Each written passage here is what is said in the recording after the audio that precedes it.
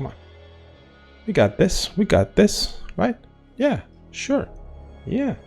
Hey fellas, this is Cale from the Critical Ops team, and today we are going to talk about the next update, 1.33. Before we get into 1.33, we want transparency to be at the core of our communication between devs and players. We have been pushing many updates to 1.33 and focusing on bug fixing, including gameplay settings, pin market improvements, and so much more. Thanks to those of you who reported the bugs and provided ways to reproduce the issues. That's what we need in order to fix any bug. So please, keep doing so. Many other improvements are coming right up. Alright, Nigel will tell you more about map updates coming in 1.33 in just a minute. Let's start with the pin marker improvements and new utilities with Jonas. Let's go. Hi everyone, Jonas here. As Cale mentioned, we've been following your feedback really closely, and in update 133, we're bringing some changes to the ping marker system, mainly in how they feel and work, to be less intrusive, yet provide the valuable intel in your match. You can read all about these changes in the release notes linked in the description. Now let's talk about Armor Rework. Our vision is to improve the tactical and strategic gameplay inside Critical Ops. And because of that, you'll now be able to buy light and heavy Kevlars and helmets inside the game. Compared to the old armor, these new armors only protect the specific body part they're made for, whereas the old one used to protect the whole body at once. This adds a new layer of depth into the game. This also means that when the helmet breaks, you'll still have your body armor intact if you've bought both. And now, repairing an armor will cost you the full price of the armor.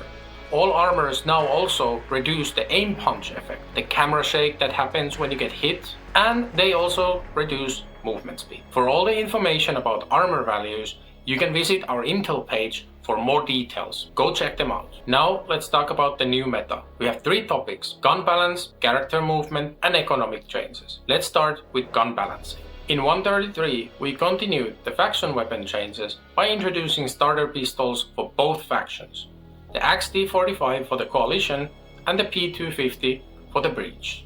Both weapons have been rebalanced to fit their new faction roles. We have also completely rebalanced all the gun values for all guns.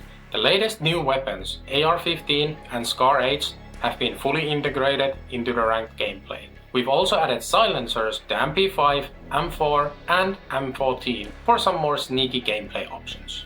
Another big community requested change we've made was to reduce the random spread on many guns to improve the recoil patterns so they're more consistent and skill-based from now on. Multiple guns have also been powered up based on community feedback.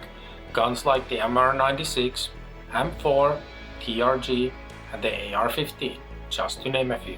We've done a lot of changes to the character base values, damage multipliers, and even the damage areas of the character. So you cannot compare 132 values to 133. The math has changed.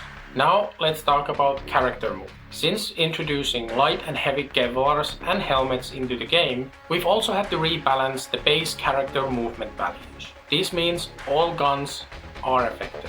As you already know, armors impact movement speed. Heavier armors will reduce it more than light and having no armors at all. Since movement speed also impacts jumping, you will feel a more smoother and b-hop-like jump in the game from now on. This adds a new layer of movement skill to the game. Now, when jumping, you'll be able to airstrike a lot better. This means the character is moving to the direction you're looking at. Also, to enforce the core movement principles of the game, we've increased movement inaccuracy quite heavily. This also has an impact while you're in the air, so shooting will be not so easy while you're moving. Let's talk about the new economy. Most of the economy values in the diffuse game mode have completely been changed. This is to make utility buying feel more impactful. New economy limits the maximum amount of money a player can earn to 12,500. And we've also increased the price differences between guns to bring more tactical and strategic decision making into gun buying. We have also added more risk and reward into the economic management of each round. Since starting in 1.33, now you will drop all of your throwable utilities and your guns, pistol included, to the ground when you die. The vision for this new meta and economy is built on the idea that the economy is not just about buying guns or using a single gun to rule them all. It's about smart choices, tactics and long-term strategy each round,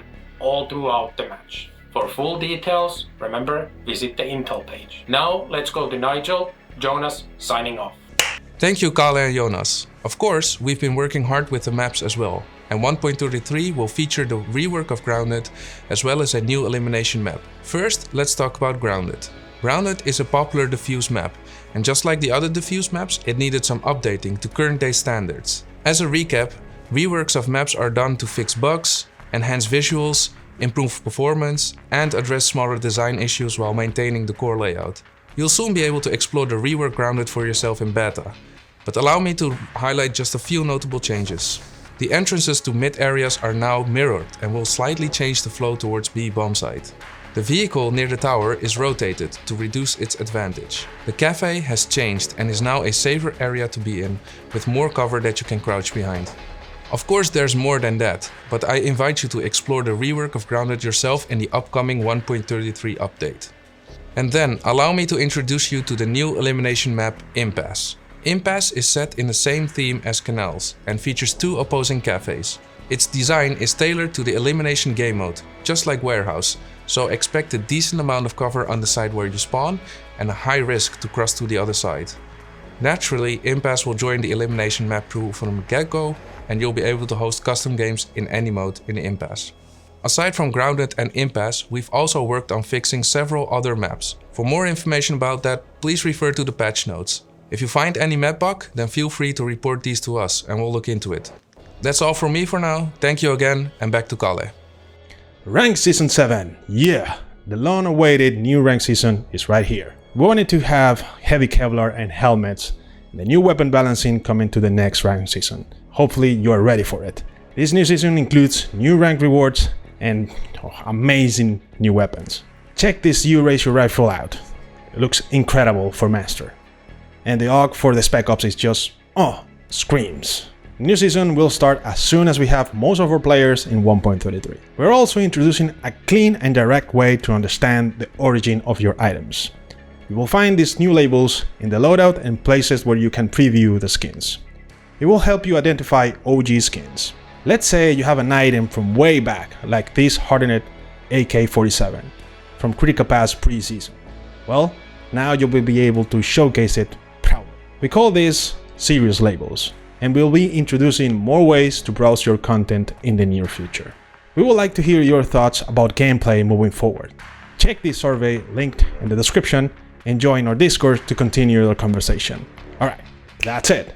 Bye!